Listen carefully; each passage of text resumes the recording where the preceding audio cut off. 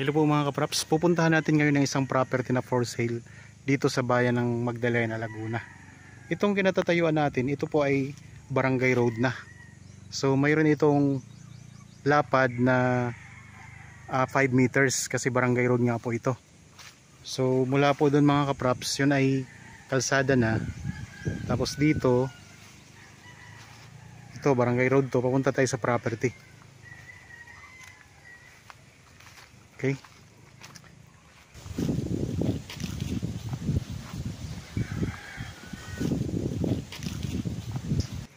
So ito po, barangay road yan mga kapraps. Dito hanggang dito. So barangay road na po yan, 5 meters po ang lapad. Tapos dito muna tayo dadaan papunta doon sa property. Bali ang property ay magiging ano siya, magiging tabing barangay road siya na. Ang property magiging barangay road siya. Barangay road. Tabi ng barangay road. Tabi siya ng barangay road. Okay.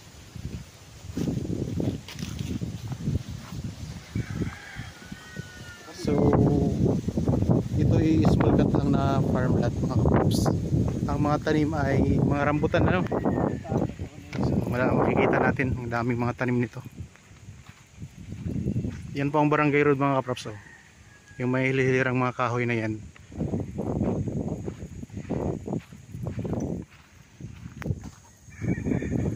Dito muna tayo pansamantalang dadaan.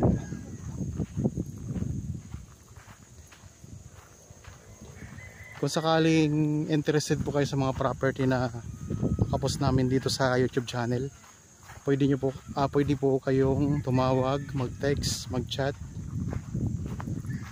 kung gusto niyo pong magpa-schedule ng actual viewing para makita niyo ng personal itong property.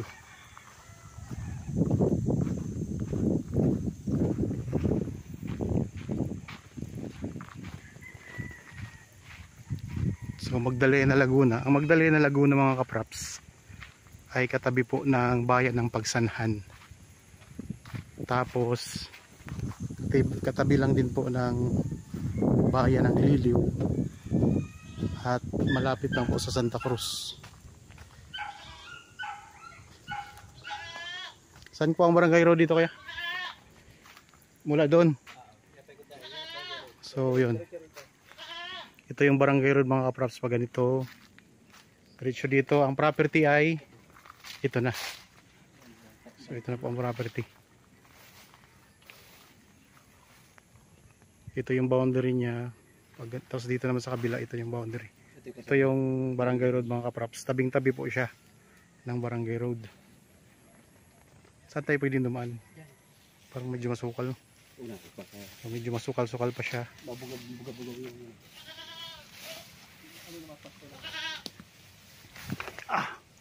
Maraming mga tanim na rambutan. Tapos mayroon ding mga puno ng niyog na mabababa pa lang. Mayroong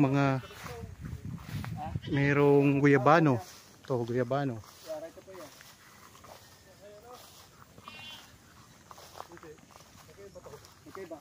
Ito mga kapraps ay 4,500 square meters lang.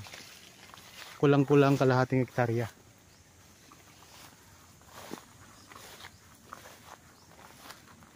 Patag na patag ang lupa. Tapos dito mayroon ding tanim na dalanghita. Yan, may dalanghita. Mayroon ding pa ilan-ilan na mga puno ng saging. May mga puno ng saging, mga rambutan. Daming rambutan.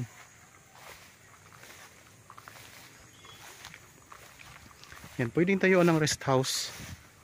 Tahimik, malamig ang lugar. So, konting tabas lang itong mga damo na ito.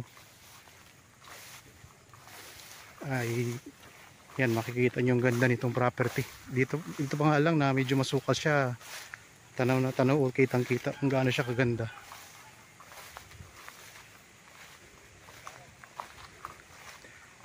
Ikot ko lang ang camera mga kapraps ha.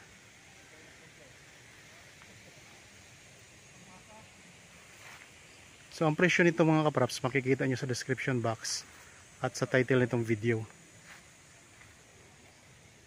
So abot kayang halaga lang po para magkaroon kayo ng farm ay meron ding nakatanim na na dragon fruit. Yan, meron na rin mga bakod pala to. Bali may bakod na po na para nakatanim lang siya mga kapraps yun. Yung mga nakatanim lang siya ng mga puno.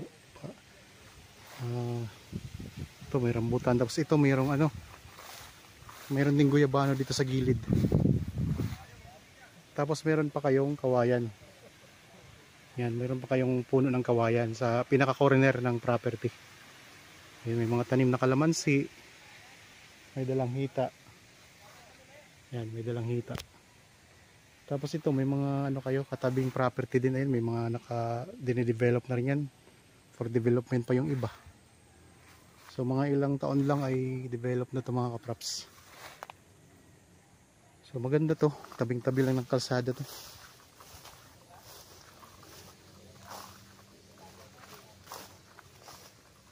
Yan, puro ang daming rambutan nito. Ano ngayon nasa gilid ng mga tanim? Madri cacao, no? Madri cacao. Yan. So merong nakabakod na Madri cacao na itong property. Ayan o. Mga Madri cacao yan.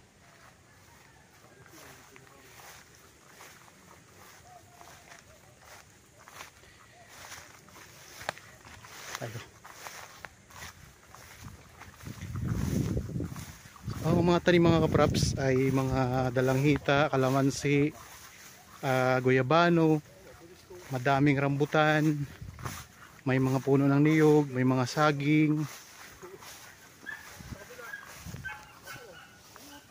So sa mga naghahanap ng property na ganito lang ang sukat at mababa lang po ang presyo, so pwede nyo po itong bisitahin mga kapraps. Tabi lang po ng Barangay Road.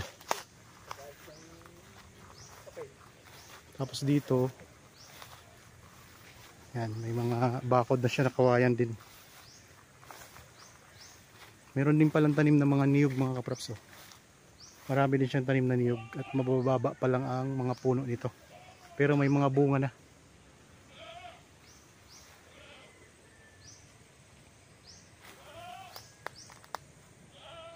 So kung interested po kayo, kontakin nyo lang po kami sa mga contact details na nandyan sa inyong mga screen mga kapraps.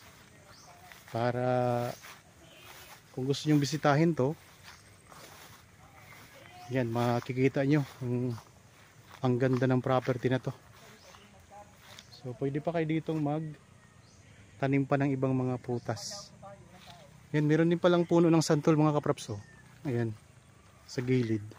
Yan lang po ang Barangay Road. Yan, may nakatayo. So Barangay Road na po yan. Gilid na gilid lang po ito.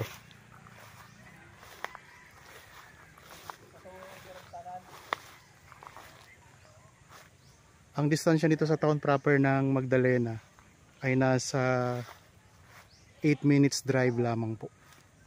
So malapit lang po ito sa town proper.